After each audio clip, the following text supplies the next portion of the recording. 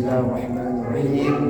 Assalamualaikum warahmatullahi wabarakatuh. Alhamdulillahi rabbil alamin.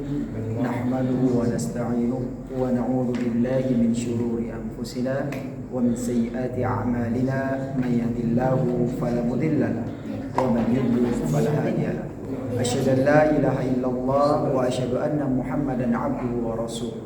Allahumma salli wa sallim ala nabiyyina Muhammad wa ala alihi wa sahbihi ajma'in. Amma ba'd. Jemaah salat tarawih yang dirahmati oleh Allah, kita bersyukur kita masih diberikan sehingga dapat memperbanyak amalan kita di bulan suci Ramadan ini. Salawat serta salam kepada Nabi Muhammad sallallahu alaihi wasallam, suri tauladan kita, semoga kelak kita mendapatkan syafaat dari beliau, amin ya rabbal alamin. Jamaah salat tarawih yang dirahmati oleh Allah, seluruh ulama sepakat bahwasanya bulan Ramadan ini adalah bulan yang mulia, bulan yang sangat mudah sekali kita mendapatkan pahala, sangat mudah sekali menghantarkan kita kepada surga. Sehingga sering kita dengar hadis yang berbunyi bahwasanya di bulan suci Ramadan futihat abwabul jannah wa ghuliqat abwabun nar wa suffiyat syayatin. Yang Rasulullah sallallahu alaihi wasallam mengingatkan kita pada hal ini dengan bersabda, khusranul man adraka Ramadan wa lam yughfar. Merugilah orang yang bertemu Ramadan tapi tidak diampuni dosanya. Mengapa demikian? Karena ternyata kita lalai. Salah satunya kita lalai berharap agar kita diampuni dosanya. Kita lalai berharap bahwasanya kita yang dibebaskan dari api neraka. Karena syaratnya untuk diampuni dosa kita berdasarkan hadis, man shoma ramadanan imanan wa ihtisaban ghufira lahu ma taqaddama min dhanbihi wa ihtisaban. Untuk yang imanannya kita melaksanakan puasa, berarti kita menyatakan diri kita beriman. Tapi wahtisaban harus penuh dengan harap. Kita berharap kita yang diampuni dosa kita. Kita berharap kita yang dibebaskan dari api neraka setiap malam. Sehingga kita berdoa, Allahumma a'tik riqabana wa riqaba wa ummahatina minan nar. Bapak Ibu yang dirahmati oleh Allah, hal yang selanjutnya kadang umat Muslim ini lalai, sebuah dosa yang dianggap biasa. Bahkan hal ini kayak bukan dosa, biasa saja mereka lakukan, biasa saja kita sebagian dari kita melakukannya. Apa itu? Yakni ghibah, gosip. Seakan-akan ini adalah hal yang biasa. Padahal Allah Subhanahu wa taala berfirman dalam Quran surah Al-Hujurat, wala yaghtab ba'dukum ba'dha ayuhibbu ahadukum an yakula lahma akhihi maitan fakarihtumuh. Dan janganlah kamu saling bergibah, karena permisalannya bagaikan seseorang yang memakan bangkai saudaranya. Tentu kita tidak menginginkan itu. Bahkan kata-kata sebelum ayat wala yaghtab ba'dukum ba'dha, ya ayyuhalladzina amanu ijtanibu katsiran minadh-dhann. Jangan berburuk sangka, jangan berprasangka. Inna ma'adh-dhanni ithmun. Prasangka ini bawa dosa. Wala tajassasu, jangan cari-cari kesalahan. Jadi kita dalam bermasyarakat, udah, jangan kita cari-cari kesalahan orang lain. Ini sering sekali kita dalam bermasyarakat, beberapa tetangga kita terlibat dalam kasus, dicari itu apa penyebabnya. Setelah cari-cari kesalahannya, selanjutnya digibahkan. Ini hal yang harus kita hindari. Maka ada istilah kurangi kekepoanmu, maka berkurang dosa gibahmu. Jangan kita terlalu suka mencampuri urusan orang lain. Saking besarnya dosa, saking bahayanya perbuatan ghibah ini, Rasulullah sallallahu alaihi wasallam tidak ditanya apa hukumnya. Biasanya Rasul ini ditanya, wahai Rasul, apa hukumnya ini? Wahai Rasul, kalau seperti ini bagaimana pendapatmu?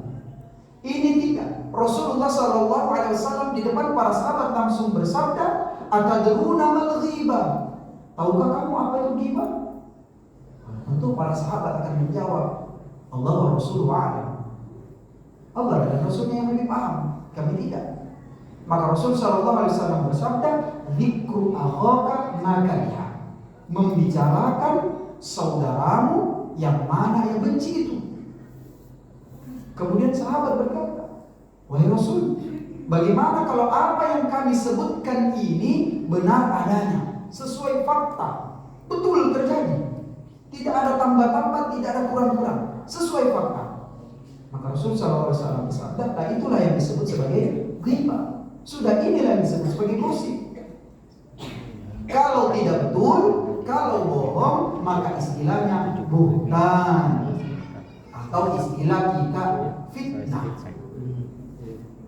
Ini tidak ditanya Rasul. Saking bahayanya permasalahan ini, saking bahayanya. Kenapa? Sampai di saat ini pun orang terbiasa dan biasa saja. Bahkan Anda kadang berseliweran di status sebelum gosip passwordnya puasa enggak. Seakan-akan gosip ini hanya tidak boleh ketika berpuasa.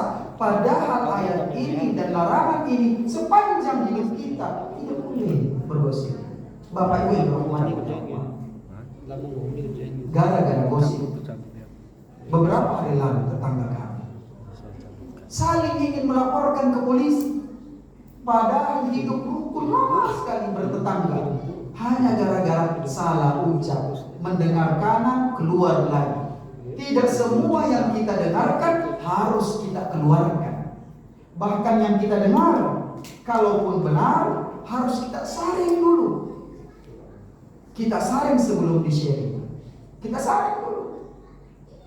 Kalaupun benar, jangan sampai menyakitkan, jangan sampai menyakiti hati orang lain. Allah Subhanahu wa taala berfirman, "Ya ayyuhalladzina amanu in ja'akum fasiqun binaba'in fatabayyanu an tusibu qauman bijahalatin fatusbihu 'ala ma fa'altum nadimin." Maka berhati-hati, tidak semua yang kita dengarkan kita mau teruskan. Jangan. Ini adalah kelalaian yang bisa membawa ketika kita maju, mau masuk kita ke dalam surga, sedikit lagi amalan kita banyak, mau masuk surga ditahan. Pernah kita sakiti orang lain, pernah kita bicarai orang lain, pernah kita gibahi orang lain, berkurang semua itu. Di hari tidak ada jual beli, tidak bisa kita bayar, tidak bisa kita minta maaf. Apa yang terjadi? Amal pahala kita diambil, dikasih kepada orang yang kita gibahi. Terus habis. Selanjutnya kalau habis, apa yang terjadi? Mau dibayar pakai apa lagi? Kita yang ambil dosanya orang lain. Maka inilah orang-orang yang dikatakan oleh Rasul SAW muflis. Orang-orang yang merugi, orang-orang yang miskin, kasihan. Maka berhati-hati. Ini adalah kelalaian. Maka di bulan puasa ini kita melatih lebih baik lagi, sehingga ketika keluar dari bulan suci Ramadan kita terbiasa tidak suka gosip, tidak suka membicarakan orang lain. Maka untuk hidup tenang, jangan berurus urusan orang lain, jangan bicarakan orang lain. Hidup masih banyak urusan kita kepada Allah, masih banyak tanggung jawab kita kepada Allah yang perlu kita urus. Bapak Ibu yang dirahmati oleh Allah, hal yang melalaikan selanjutnya, yang terakhir, bahwasanya di bulan suci Ramadan ini kesempatan yang sangat baik sekali untuk memohon kepada Allah supaya dosa kita diampuni, supaya pahala kita berlipat ganda.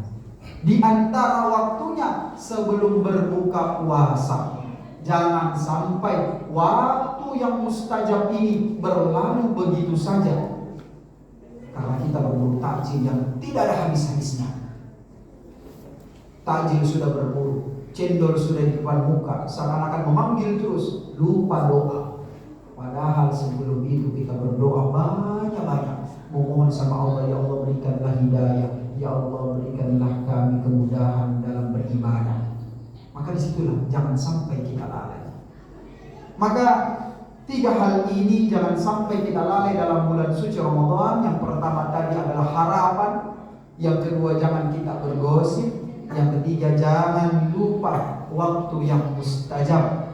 Sehingga kita harapkan ketika kita berada di penghujung bulan Ramadan, kita bukan kelompok orang-orang yang merugi, orang-orang yang tidak diampuni dosanya, tapi kita adalah orang-orang yang diampuni dosanya, menjadi orang yang lebih bertakwa, ketakwaannya meningkat dan menjadi mulia. Wabillahi taufiq wal hidayah. Wassalamualaikum warahmatullahi wabarakatuh. Waalaikumsalam.